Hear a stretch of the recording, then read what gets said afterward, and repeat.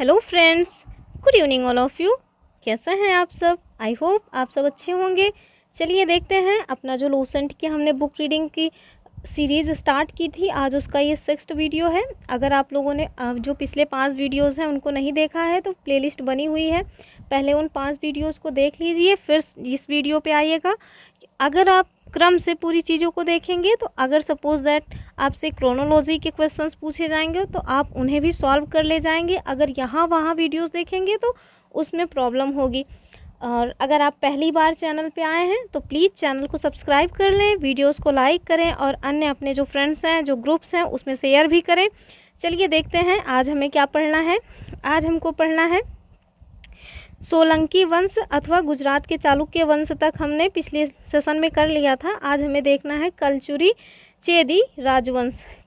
चलिए देखते हैं लूसेंट में क्या बताया गया है इनके बारे में।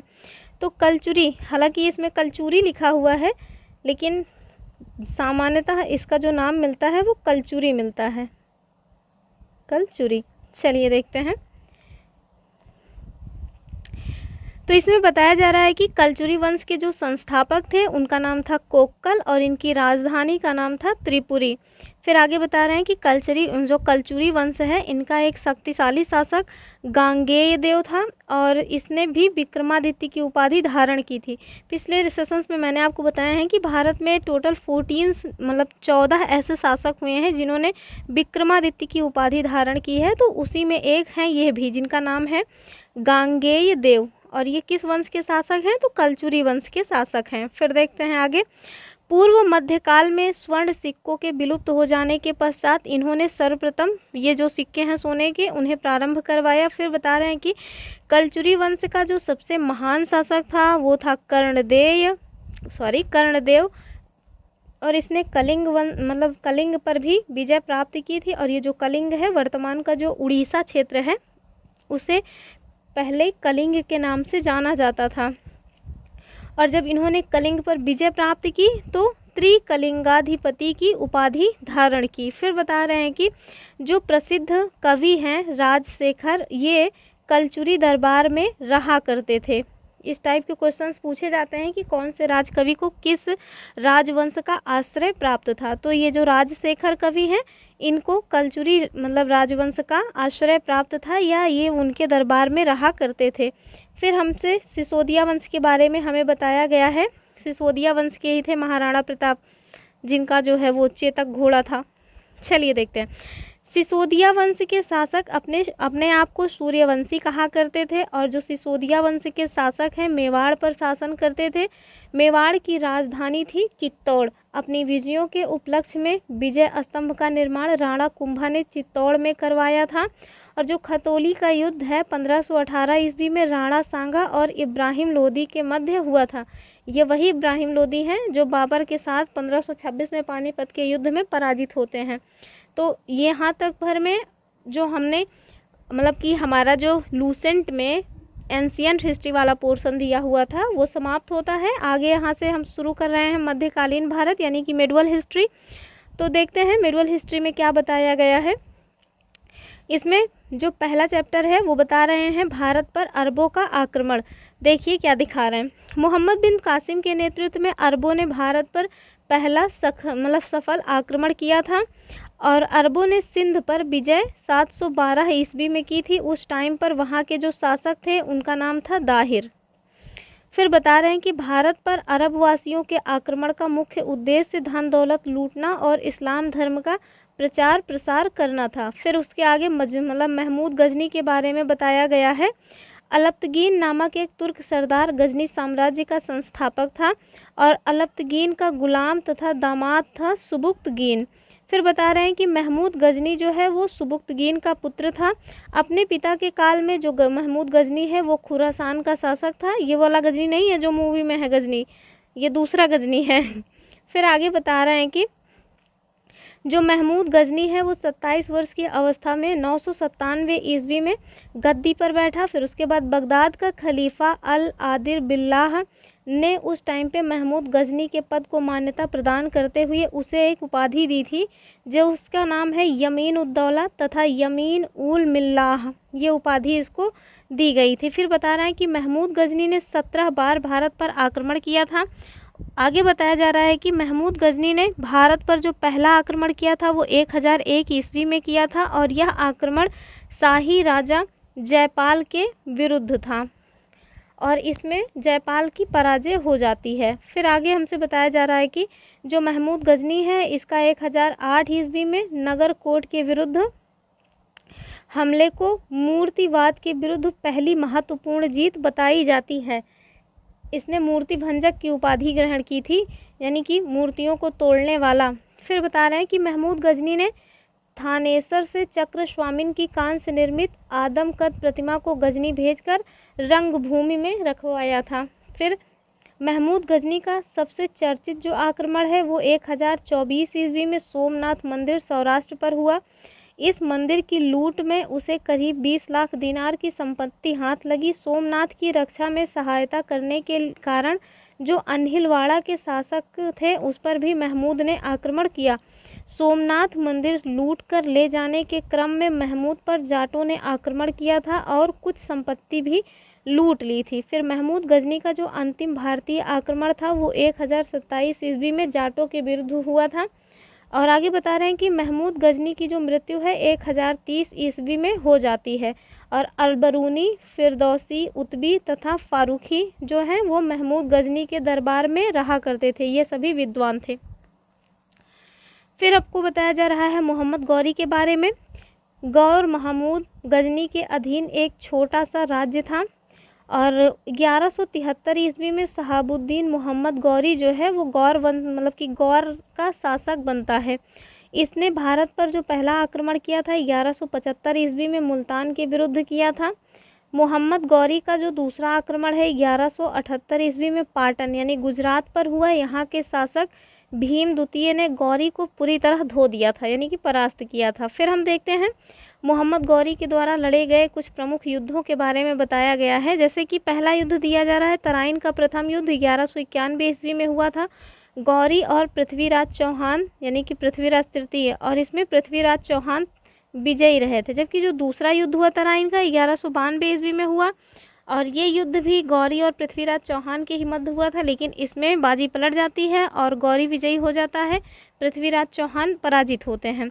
आगे बताया जा रहा है 1194 में चंदावर का युद्ध होता है, लेकिन ये गौरी और जयचंद के मध्य होता है और इसमें भी गौरी की विजय होती है। फिर मोहम्मद गौरी जो है वो भारत के विजित प्रदेशों पर शासन का जो भार है अपने गुलाम सेनापतियों को सौंपते हुए गजनी वापस लौट गया। फिर आगे बता रहे हैं कि मोहम्मद गौरी की हत्या 15 मार्च 1206 को कर दी गई। फिर जब मोहम्मद गौरी की मतलब कि हत्या हो जाती है, इसकी मृत्यु हो जाती है, तो इसका जो साम्राज्य रहता है 3 जगह इसका साम्राज्य रहता है, तीनों जगह अलग अलग लोग अपना अपना शासन संभाल लेते हैं। तो जो हमें तो दिल्ली का देखना है, तो दिल्ली का जो साम्राज्य होता है उसका शासन कौन संभालता है, तो उसका शासन संभालता है उसका ही एक गुलाम रहता है जिसका नाम रहता है कुतुबुद्दीन ऐबक। चलिए देखते हैं क्या बताया जा रहा है। गुलाम वंश के बारे में बता रहे हैं कि गुलाम वंश की स्थापना 1206 ईस्वी में कुतुबुद्दीन ऐबक के द्वारा किया गया था और वह गौरी का गुलाम था। कौन? कुतुबुद्दीन ऐबक। कुतुबुद्दीन ऐबक ने अपना राज्याभिषेक 24 जून 1206 ईस्वी को किया था। कुतुबुद्दीन ऐबक ने अपनी राजधानी लाहौर में बनाई थी। कुतुब मीनार की नींव कुतुबुद्दीन ऐबक ने डाली थी। फिर आगे बताया गया है कि जो दिल्ली का कुव्वतुल इस्लाम मस्जिद है और अजमेर का 2.5 दिन या 2.5 दिन का झोपड़ा नामक मस्जिद है, इसका निर्माण भी कुतुबुद्दीन ऐबक ने करवाया था। कुतुबुद्दीन ऐबक को लाख बख्श यानी कि लाखों का दान देने वाला भी कहा जाता था। और प्राचीन जो नालंदा विश्वविद्यालय है इसको ध्वस्त करने वाला ऐबक का सहायक सेना नायक बख्तियार खिलजी था। ऐबक की मृत्यु 1210 ईस्वी में चौगान खेलते समय घोड़े से गिरकर हो गई। इसे लाहौर में ही दफना दिया जाता है। ऐबक का उत्तराधिकारी आराम शाह हुआ जिसने सिर्फ 8 महीनों तक शासन किया। उसके बाद बताया गया है कि आराम शाह की हत्या करके 1211 में इल्तुतमिश जो है वो दिल्ली की गद्दी पर बैठते हैं और इल्तुतमिश जो हैं वो तुर्किस्तान के इलबरी तुर्क थे जो ऐबक के गुलाम एवं दामाद दोनों थे। ऐबक की मृत्यु के समय इल्तुतमिश बदायूं का गवर्नर था। इल्तुतमिश जो है लाहौर से राजधानी को स्थानांतरित करके दिल्ली लाया था, ये पूछा जा सकता है। फिर आगे बताया गया है कि इल्तुतमिश पहला शासक था जिसने 1229 ईस्वी में बगदाद के खलीफा से सुल्तान पद की वैधानिक स्वीकृति प्राप्त की और इल्तुतमिश की मृत्यु अप्रैल 1236 ईस्वी में हुई थी। इल्तुतमिश के बाद उसका पुत्र रुकनुद्दीन फिरोज मतलब गद्दी पर बैठा। वह एक अयोग्य शासक था। इसके अल्पकालीन शासन में ही मतलब उसका टाइम पीरियड जो है शासन का बहुत छोटा था, लेकिन उस पर भी जो है शासन में माँ उनकी थी शाह तुर्कान, उनकी मतलब उन्हीं का जो है ज़्यादा बोलबाला था प्रशासन में। जो शाह तुर्कान थी, इनके अवांछित प्रभाव से परेशान होकर तुर्की अमीरों ने रुकनुद्दीन को हटाकर रजिया को सिंहासन पर आसीन किया। इस प्रकार रजिया बेगम प्रथम मुस्लिम महिला थी जिसने शासन की बागडोर संभाली। अब इसमें बताया जा रहा है कि रजिया बेगम पहली महिला मतलब महिला शासिका थी। अब मुझे ये नहीं समझ में आता कि क्या लोचा है, जब रजिया जो है सुल्तान बनी थी उस टाइम पे तो उनकी शादी हुई नहीं थी, और जो बेगम शब्द है वो शादीशुदा औरतों के लिए होता है, और जब वो बेगम बनती हैं किसी की तब उनको दिल्ली में शासन करने का मौका ही नहीं मिलता। जब तक वो दिल्ली लौट के आती उसके पहले ही रास्ते में कैथल में उनकी हत्या हो जाती है। तो ये कैसा घन चक्कर है, मुझे तो नहीं समझ में आता कि इन्हें रजिया बेगम क्यों यहाँ लिखा गया है। आप लोग बताइएगा इसके पीछे क्या तर्क हो सकता है।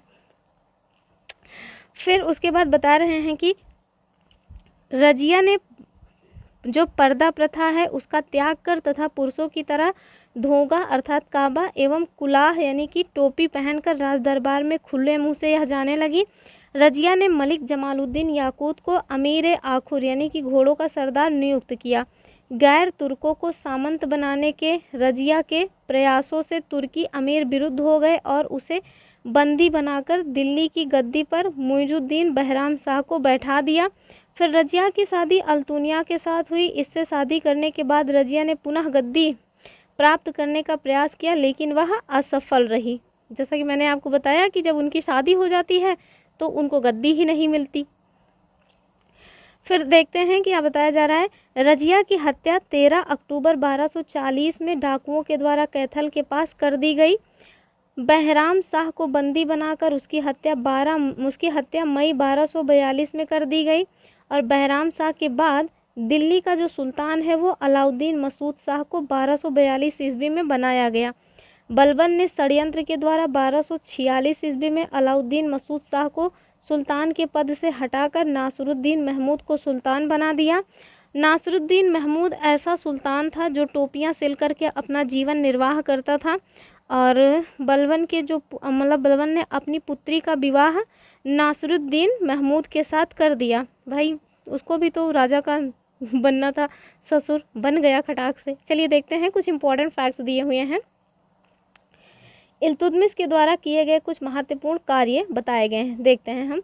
कुतुब मीनार का निर्माण जो है इसको पूर्ण करवाने का काम किसने किया, तो इल्तुतमिश ने किया। सबसे पहले शुद्ध अरबी सिक्के जारी किए, चांदी का टंका और तांबा का जीतल। ये इस तरह का क्वेश्चन पूछा जाता है कि टंका जो था वो किसका बना हुआ था, किस धातु का, और जो जीतल था वो किस धातु का बना हुआ था। तो याद रखिएगा जो टंका है वो चांदी का था और जो जीतल है वो तांबे का था। इल्तुतमिश ने ही इक्ता प्रणाली चलाई थी। 40 गुलाम सरदारों का जो संगठन है कि जिसका नाम तुर्क ए चहलगामी था, इसका भी जो गठन है वो इल्तुतमिश के द्वारा किया गया था। सर्वप्रथम दिल्ली के अमीरों को इसने निस्तो नाबूद कर दिया था लगभग। चलिए देखते हैं आगे क्या बताया जा रहा है। आगे आगे बलबन के बारे में बताया गया है, यहाँ तक हो गया था। फिर हमें बलबन के बारे में बताया जा रहा है। बलबन का जो वास्तविक नाम था वो था बहाउद्दीन और वह इल्तुतमिश का गुलाम था। तुर्क चहलगामी का विनाश बलबन ने किया था। बलबन 1266 में गयासुद्दीन बलबन के नाम से दिल्ली की गद्दी पर बैठता है। यह मंगोलों के आक्रमण से दिल्ली की रक्षा करने में भी सफल रहा। राज दरबार में सिजदा एवं पैबोस की जो प्रथा है इसकी शुरुआत भी बलबन ने ही की थी। बलबन ने फारसी रीति रिवाज पर जो नवरोज उत्सव प्रारंभ किया गया था वो भी इसी के बलबन ने ही इसको स्टार्ट करवाया था, नवरोज उत्सव को। फिर आगे बता रहे हैं कि अपने विरोधियों के प्रति जो बलबन है उसने बहुत ही कठोर नीति अपनाई थी और उसको नाम क्या दिया था, लख्त एवं लौह की नीति। नासिरुद्दीन महमूद ने बलबन को उलूग खां की उपाधि प्रदान किया था और बलबन के दरबार में फ़ारसी के प्रसिद्ध कवि अमीर खुसरो और अमीर हसन रहा करते थे। जो गुलाम वंश है उसका जो अंतिम शासक है वो शमसुद्दीन कैमूर्स इसमें बताया गया है। हालांकि इसका जो सही नाम होता है ये कहीं कहीं क्यूमर्स मिलता है, क्यूमर्स, और कहीं कहीं कैकुवाद भी मिलता है, कैकुवाद। और इसमें जो लिखा हुआ है वो आप देख ही रहे हैं। चलिए देखते हैं आगे क्या बताया जा रहा है। तो आगे हमें खिलजी वंश के बारे में बताया जा रहा है। खिलजी वंश का जो टाइम पीरियड है वो 1290 से 1320 तक का है। गुलाम वंश के शासन को समाप्त कर 13 जून 1290 ईस्वी को जलालुद्दीन फिरोज खिलजी ने खिलजी वंश की स्थापना की। इसने किलोखरी को अपनी राजधानी बनाया और जलालुद्दीन की हत्या 1296 ईस्वी में उसके अपने ही भतीजे और उसका दामाद, मतलब वो उसका भतीजा भी था और दामाद भी था, इसने जो है, और उसका नाम क्या था, अलाउद्दीन खिलजी, इसने कड़ा मानिकपुर में जो कि इलाहाबाद में है यहाँ पे जलालुद्दीन की हत्या कर दी। फिर हम देखते हैं 22 अक्टूबर 1296 को अलाउद्दीन दिल्ली का सुल्तान बन जाता है। अलाउद्दीन का जो बचपन का नाम है वो कहीं कहीं देखिए इसमें अलग अलग दिखाया गया है, अली तथा गुरसाप, लेकिन ज़्यादातर ये जगहों पे मिलता है अली गुरसप, यानी कि उसका नाम ही था अली गुरसप। अलाउद्दीन खिलजी ने सेना को नगद वेतन देने तथा अस्थाई सेना की नींव रखी। दिल्ली के शासकों में अलाउद्दीन खिलजी के पास सबसे विशाल सेना अस्थाई सेना थी। फिर जो ये घोड़ा दागने का एवं सैनिकों का हुलिया लिखने का जो प्रथा है इसको भी शुरुआत करने वाले यही थे।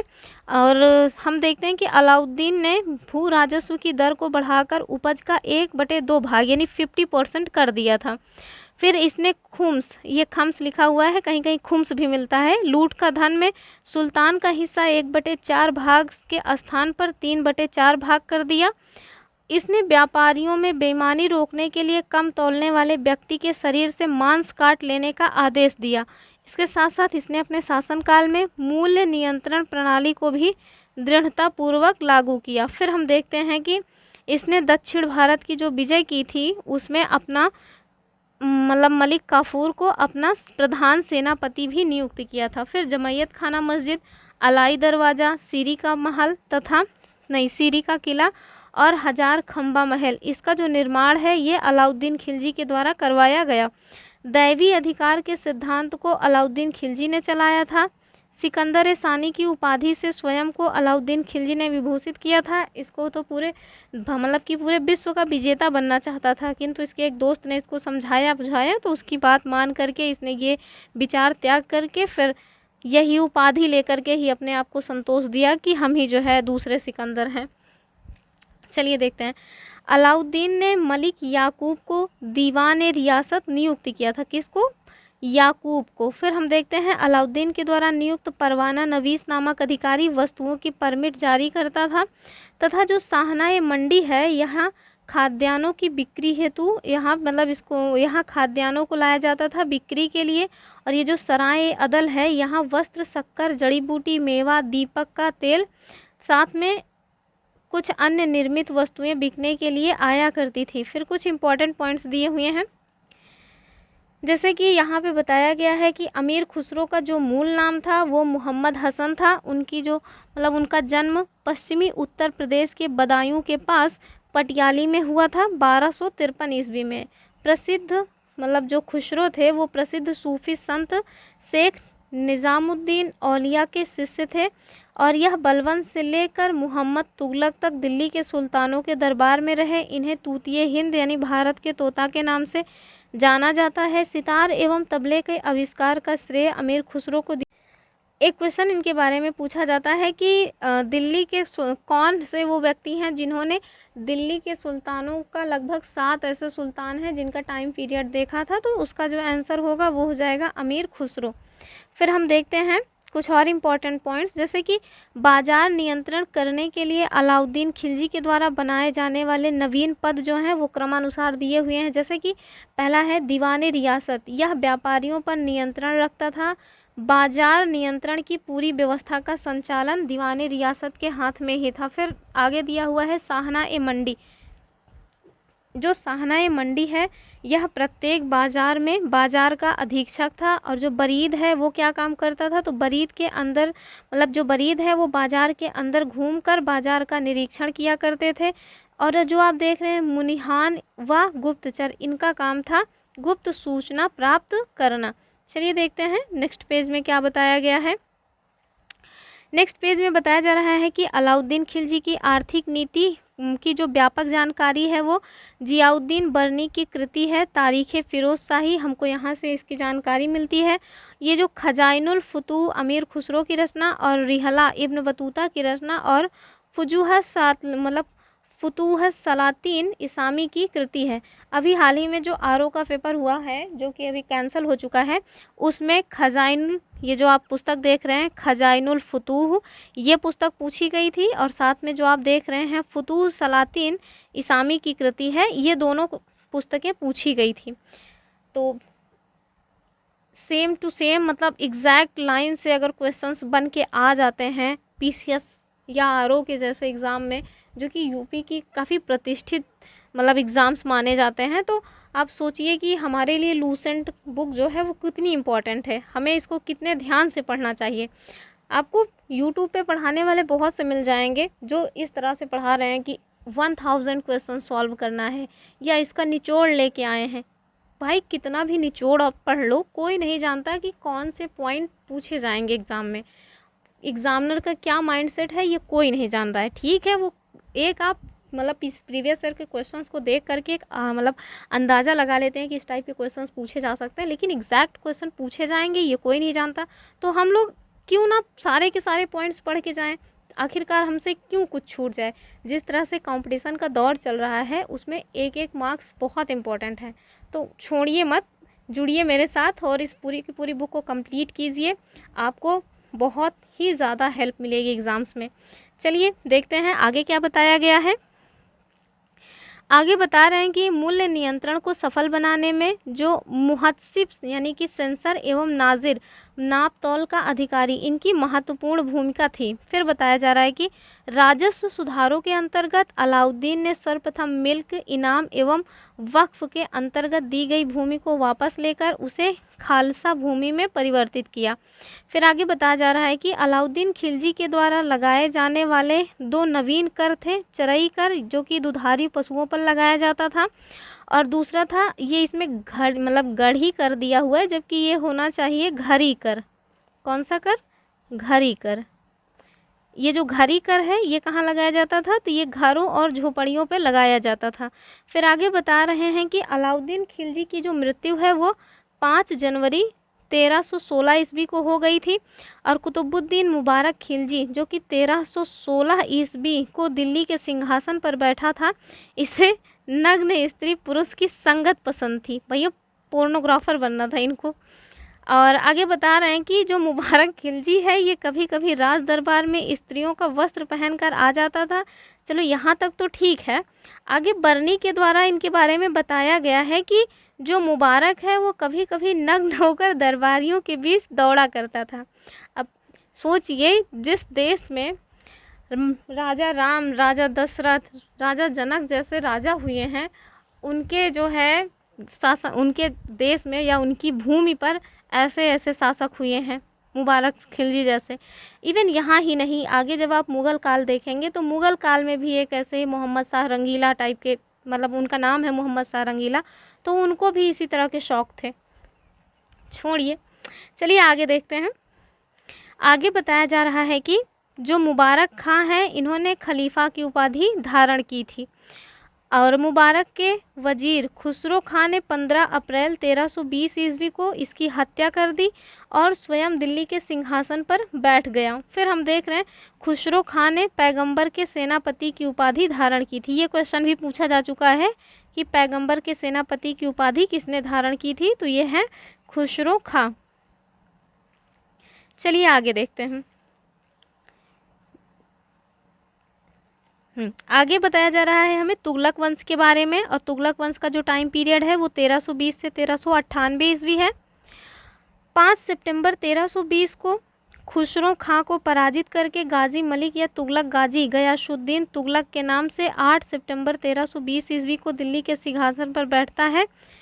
और आगे बताया गया है कि गयासुद्दीन तुगलक ने करीब 29 बार, ये क्वेश्चन भी एक बार एसएससी जो एमटीएस का एग्ज़ाम होता है उसमें पूछा गया था, तो गयासुद्दीन तुगलक ने करीब 29 बार मंगोल आक्रमण को विफल किया। आगे बताया गया है कि गयासुद्दीन ने अलाउद्दीन के समय में लिए गए अमीरों को, मतलब अमीरों की जो भूमि थी उनको पुनः वापस लौटा दिया था।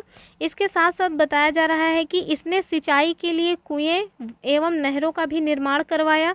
संभवतः नहरों का निर्माण करने वाला जो है वो गयासुद्दीन प्रथम शासक था। फिर बताया जा रहा है कि गयासुद्दीन तुगलक ने दिल्ली के समीप स्थित पहाड़ियों पर तुगलकाबाद नाम का एक नया नगर स्थापित किया था और रोमन शैली में निर्मित इस नगर में एक दुर्ग का निर्माण भी हुआ था और इस दुर्ग को 56 कोट के नाम से भी जाना जाता है। ऐसे भी पूछ सकते हैं कि 56 कोट का निर्माण किसने करवाया था, तो आपको पता होना चाहिए गयासुद्दीन तुगलक ने करवाया।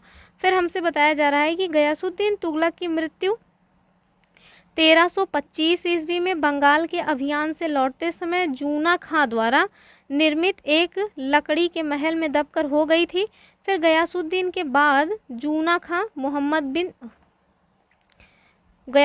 तुगलक के बाद जूना खां मोहम्मद बिन तुगलक के नाम से दिल्ली के सिंहासन पर बैठते हैं।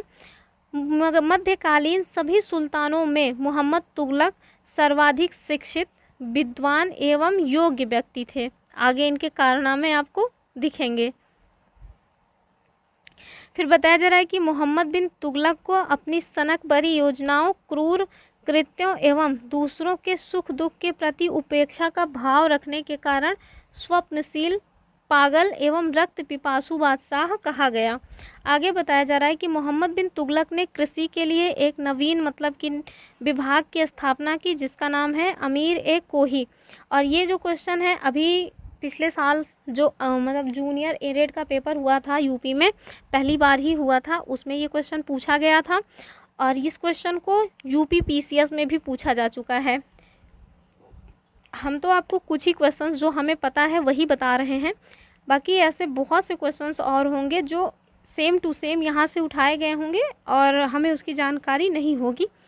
तो ये बुक बहुत ही इम्पॉर्टेंट है अपने आप में, इसे ज़रूर पढ़ें। चलिए आगे देखते हैं।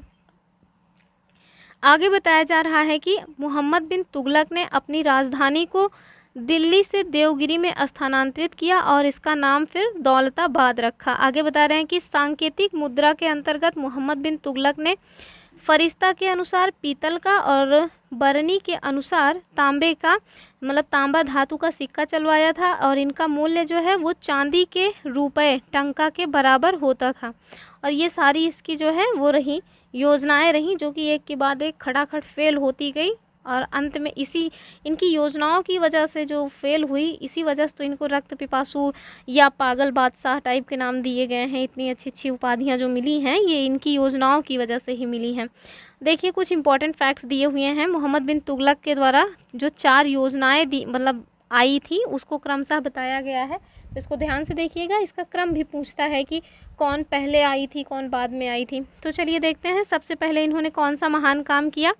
तो सबसे पहले जो इन्होंने महान काम किया था वो किया था दोआब क्षेत्र में कर वृद्धि। 1326-27 में इन्होंने दोआब यानी कि जो 2 नदियों के मध्य जो भूमि होती थी वहाँ पे उपज अच्छी होती थी, तो वहाँ पे इन्होंने मतलब कि कर में वृद्धि कर दी थी। लेकिन जब इन्होंने कर में वृद्धि कर दिया उस टाइम पे सूखा पड़ गया, अकाल पड़ गया, तो वे उनको अच्छा लाभ भी नहीं हो पाया। अच्छा लाभ क्या, बिल्कुल भी लाभ नहीं हुआ, तो ये एक योजना तो फेल हुई। चलिए देखते हैं दूसरा इन्होंने क्या किया था। दूसरा इन्होंने राजधानी परिवर्तन किया था 1326-27 में ही इन्होंने अपनी राजधानी का परिवर्तन किया, लेकिन गलत टाइम पे कर दिया। तो जब ये रास्ते में जाते समय ही महामारी फैली, आधे लोग जाते समय निपट गए। फिर वहाँ जब पहुँचे तो इनका मन किया कि यहाँ ठीक नहीं लग रहा है, चलो पुरानी जगह चलते हैं। तो जब ये देवगिरी से वापस लौट रहे थे, लौटते समय भी कुछ प्रॉब्लम हुई तो आधे लोग फिर से निपट गए। तो इनकी इस तरह की जो नीतियाँ रही हैं ना उसने लोगों को बहुत परेशान किया था। फिर आगे बताया गया है सांकेतिक मुद्रा का प्रचलन। अब ये जो सांकेतिक मुद्रा का प्रचलन है 1329-30 में किया था, इसमें भी इसी तरह की प्रॉब्लम हुई। लोगों ने इनको मतलब जैसे हमारा आरबीआई है, तो हमारे आरबीआई जब नोट छापता है तो उसकी अपनी एक पहचान होती है कि हाँ ये जो मोहर है या इस टाइप की जो चीज़ें हैं वो केवल और केवल आरबीआई की ही तरफ से आएंगी। लेकिन इन्होंने उसका जो मतलब मुहर या जो टकसाल होता है उसका अच्छा प्रबंधन नहीं कर पाए, तो लोगों ने अपने घर में ही टकसाल बना ली और सब के सब जाली सिक्के एकदम बांट के अपने अपने घरों में भर लिए। बाद में फिर इनको बहुत तगड़ा झटका लगा, इनकी ये जो योजना थी ये भी फेल हो गई, और खुरासान एवं कराचिल का जो अभियान किया था इन्होंने, उसमें भी फेल ही हुए थे। इन्होंने जो सैनिक थे उनको 1 साल पहले का ही वेतन दे दिया कि हमको यहाँ पे चल के युद्ध करना है, उस क्षेत्र को जीत लेना है, लेकिन जो कराचिल या खुरासान वाला एरिया है उन लोगों ने खुद ही आत्मसमर्पण करके संधि कर लिया। तो इन्होंने ये जो 4 योजनाएं बनाई थी, 4 की चारों योजनाएं फेल हो गई और इससे पब्लिक केवल परेशान हुई, इसके अलावा कुछ हाथ नहीं लगा। चलिए देखते हैं आगे क्या बताया जा रहा है। आगे बताया जा रहा है कि अफ्रीकी यात्री थे इब्न बतूता, जो कि लगभग 1333 ईस्वी में भारत आए थे। इन्होंने मतलब कि सुल्तान ने इन्हें दिल्ली का काजी नियुक्त किया था, ये क्वेश्चन पूछा जा चुका है। और उसके बाद बता रहे हैं कि 1342 ईस्वी में सुल्तान ने इसे अपने राजदूत के रूप में चीन भेजा था। हाल ही में जो बीपीएससी का एग्ज़ाम हुआ था, जो भी कैंसिल हुआ है वो नहीं, उसके पहले जो हुआ था उसमें ये क्वेश्चन पूछा गया था कि 1342 में जब इब्न बतूता को मोहम्मद बिन तुगलक ने चीन भेजा था तो उस टाइम पे चीन के शासक कौन थे। तो यहाँ पे नहीं बताया गया है, लेकिन मैं आपको बता दे रही हूँ, क्या पता फिर कहीं पूछ लिया जाए। तो वहाँ उस टाइम पे शासक थे कुबलई खान, कुबलई खान। तो ये सारे क्वेश्चंस याद रखिएगा, फिर पूछे जा सकते हैं। चलिए आगे देखते हैं। आगे बता रहे हैं कि इब्न बतूता की जो पुस्तक है उसका नाम है रिहला, और इसमें मोहम्मद तुगलक के समय की घटनाओं का वर्णन मिलता है। इसने अपनी पुस्तक में विदेशी व्यापारियों के आवागमन, डाक चौकियों की स्थापना यानी डाक व्यवस्था एवं गुप्तचर व्यवस्था के बारे में भी लिखा है। फिर आगे बताया जा रहा है कि मोहम्मद बिन तुगलक की जो मृत्यु है 20 मार्च 1351 ईस्वी को सिंध जाते समय थट्टा के निकट गोडाल में हो गई थी। और मोहम्मद बिन तुगलक के शासनकाल में दक्षिण में हरिहर एवं बुक्का नामक 2 भाइयों ने 1336 में स्वतंत्र राज्य विजयनगर की स्थापना भी की थी। महाराष्ट्र में अलाउद्दीन बहमन शाह ने 1347 ईस्वी में स्वतंत्र बहमनी राज्य की स्थापना की। मोहम्मद बिन तुगलक की मृत्यु पर इतिहासकार बर्नी ने लिखा है, इन्होंने बहुत छोटा सा यहाँ दिया हुआ है, अंततः लोगों को उससे मुक्ति मिली और उसे लोगों से, और इसको इस तरह से भी कहा जाता है कि अंततः प्रजा को राजा से और राजा को प्रजा से मुक्ति मिल गई। दोनों टाइप से लिखा हुआ आ सकता है, याद रखिएगा।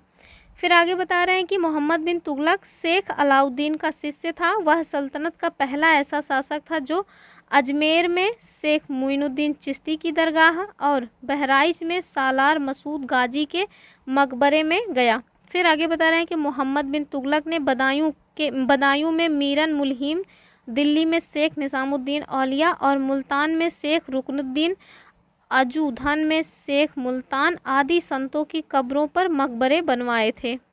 आगे बताया जा रहा है कि फिरोज शाह तुगलक का मतलब आगे फिर हमें मोहम्मद बिन तुगलक के बाद फिरोज शाह तुगलक का टाइम पीरियड आता है। इनके बारे में बताया जा रहा है कि जो फिरोज शाह तुगलक है इनका राज्याभिषेक थट्टा के नज़दीक 20 मार्च 1351 को ही हो गया। फिर पुनः इन्होंने अपना जो राज्याभिषेक है वो दिल्ली में अगस्त 1351 में करवाया था। इस टाइप से क्वेश्चन पूछा गया है कि कौन से ऐसे दिल्ली के सुल्तानों में सुल्तान रहे हैं जिन्होंने 2 बार अपना राज्याभिषेक करवाया, तो वो हो जाएंगे FST यानी कि फिरोज शाह तुगलक, याद रखिएगा इसको। आगे बताया गया है कि खलीफा के द्वारा इन्हें यानी FST को कासिम अमीर उल मोमिन की उपाधि दी गई थी। आप लोग मोमिन को थोड़ा सा विच्छेद करके पढ़िएगा और उसका जो आंसर आएगा उसे कमेंट करिएगा, थोड़ा मज़ेदार। चलिए आगे देखते हैं। राजस्व व्यवस्था के अंतर्गत फिरोज ने अपने शासनकाल में 24 जो कष्टदायक करों मतलब कर थे उनको समाप्त कर केवल 4 कर खराज यानी कि लगान, खुम्स यानी कि युद्ध में लूटा गया माल, जजिया एवं जकात को वसूल करने का आदेश दिया था। फिर फिरोज तुगलक ने ब्राह्मणों पर जजिया लागू किया था और ऐसा करने वाला वह पहला मुसलमान था। आगे बताया जा रहा है कि फिरोज तुगलक ने एक नया कर सिंचाई कर भी लगाया जो उपज का 1/10वां भाग होता था। फिरोज तुगलक ने 5 बड़ी नहरों का निर्माण करवाया था और ये पूछी जा चुकी है। फिर आगे बताया गया कि फिरोज तुगलक ने 300 नए नगरों की स्थापना की थी, जिसमें हिसार, फिरोजाबाद जो कि दिल्ली में है, फतेहाबाद, जौनपुर, फिरोजपुर आदि प्रमुख हैं। फिर आगे हमें मिल रहा है कि इसके शासनकाल में यानी कि फिरोज शाह तुगलक के शासनकाल में खिजराबाद, टोपरा गांव एवं मेरठ से अशोक के 2 स्तंभों को लाकर दिल्ली में स्थापित किया गया। सुल्तान फिरोज तुगलक ने अनाथ मुस्लिम महिलाओं, विधवाओं एवं लड़कियों की सहायता के लिए एक नए विभाग दीवाने खैरात की स्थापना की थी। दीवाने खैरात पूछा जा चुका है कि दीवाने खैरात की स्थापना कौन किए थे। 4 जो है क्रम में जो है सजाने को आ जाता है कि 4 लोगों का नाम लिखा रहेगा, 4 संस्थाओं का नाम लिखा रहेगा, फिर आपको बताना होगा कि किसने कौन सी संस्था का गठन किया था। आगे बताया गया है सल्तनत कालीन सुल्तानों के टाइम पीरियड में सबसे अधिक जो दासों की संख्या थी लगभग 1,80,000, ये फिरोज शाह तुगलक के टाइम पीरियड में ही थी। फिर दासों की देखभाल के लिए फिरोज शाह तुगलक ने एक नए विभाग दीवाने बंदगान की स्थापना की थी। इसने सैन्य पदों को भी वंशानुगत बना दिया था। अपनी आत्मकथा फुतुहात ए फिरोज शाही की भी रचना किसने की थी? यही FST ने, यानी कि फिरोज शाह तुगलक ने। फिर आगे बताया गया है इसने यानी कि फिरोज शाह तुगलक ने जियाउद्दीन बर्नी एवं शमसे सिराज अफीफ को अपना संरक्षण प्रदान किया था। ये क्वेश्चन 2023 में जो UPPSS का एग्ज़ाम हुआ था उसमें पूछा गया था।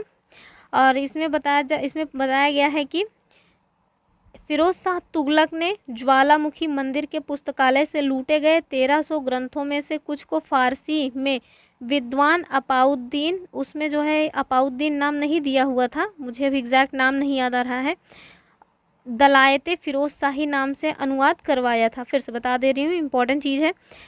यानी कि फिरोज शाह तुगलक ने ज्वालामुखी मंदिर के पुस्तकालय से लूटे गए 1300 ग्रंथों में से कुछ ग्रंथों का फारसी में विद्वान थे अलाउद्दीन द्वारा दलायते फिरोज शाही नाम से अनुवाद करवाया था। अब जैसे ये पूछा जा चुका है कि किसके द्वारा करवाया था, तो अब आगे आपसे ये पूछा जा सकता है कि किस नाम से करवाया था, तो आपको याद रखना चाहिए कि दलायते फिरोज शाही के नाम से करवाया था। फिर आगे हमें बताया जा रहा है कि फिरोज शाह तुगलक ने चांदी एवं तांबे के मिश्रण से निर्मित सिक्के भारी संख्या में जारी करवाए, जिसे अद्धा एवं विश्क यानी कि विख कहा जाता था। फिर फिरोज शाह तुगलक की मृत्यु सितंबर 1388 ईस्वी में हो जाती है और फिरोज काल में जो निर्मित खाने जहां तेलंगानी का मकबरा है, इसकी तुलना जेरूसलम जो कि इजराइल में है, इससे जो निर्मित उमर का मस्जिद है उससे की जाती है। आगे बताया गया है कि सुल्तान फिरोज तुगलक ने दिल्ली में कोटला फिरोज शाह दुर्ग का निर्माण करवाया था। तुगलक वंश का जो अंतिम शासक था उसके बारे में बताया जा रहा है कि वो नासिरुद्दीन महमूद तुगलक था और इसका जो टाइम पीरियड है वो दिल्ली इसका जो शासन है वो दिल्ली से लेकर के पालम तक ही रह गया था। इस टाइप का क्वेश्चन बनता है कि किसके शासनकाल में जो दिल्ली का एरिया है वो दिल्ली से केवल पालम तक ही रह गया था, तो ये हो जाएगा नासिरुद्दीन महमूद तुगलक। आगे और एक क्वेश्चन और बनता है कि सबसे ज़्यादा जो है क्षेत्र किसके टाइम पीरियड में था, तो वो हो जाएगा मोहम्मद बिन तुगलक। चलिए देखते हैं आगे क्या बताया गया है। आगे बताया गया है कि तैमूर लंग ने सुल्तान नासिरुद्दीन महमूद तुगलक के समय 1398 में दिल्ली पर आक्रमण किया था।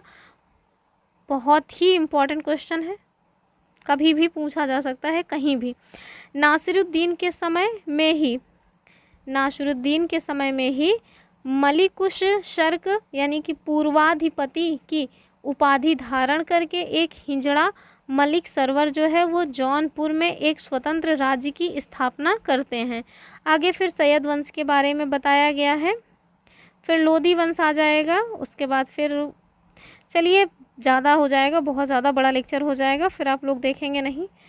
फिर मिलेंगे, अपना जो है आगे का जो लेक्चर है उसको कंप्लीट करेंगे। कल ये हो सकता है दिल्ली का जो दिल्ली सल्तनत वाला रीजन है वो कंप्लीट हो जाए। चलिए आप लोग इतनी देर तक बने रहे, इसके लिए आप सभी का बहुत बहुत धन्यवाद। फिर मिलेंगे अपने नेक्स्ट वीडियो में, तब तक के लिए आप सब खुश रहें, पढ़ते रहें, अपना जो है अच्छे से पढ़ाई लिखाई करते रहें, जो भी एग्ज़ाम की तैयारी कर रहे हैं वो सब अच्छे से करते रहें। और हाँ, मेरी वीडियो को लाइक करना बिल्कुल भी मत भूलें, इसे शेयर भी कर दिया करें। अभी मैंने नया अपना जो है यूट्यूब चैनल स्टार्ट किया है, तो आप लोगों के सपोर्ट की बहुत ज़रूरत है। प्लीज़ मुझे सपोर्ट करें, मेरे वीडियो को लाइक किया करें, फ्रेंड्स के साथ शेयर किया करें। चलिए फिर मिलेंगे, तब तक के लिए बाय बाय।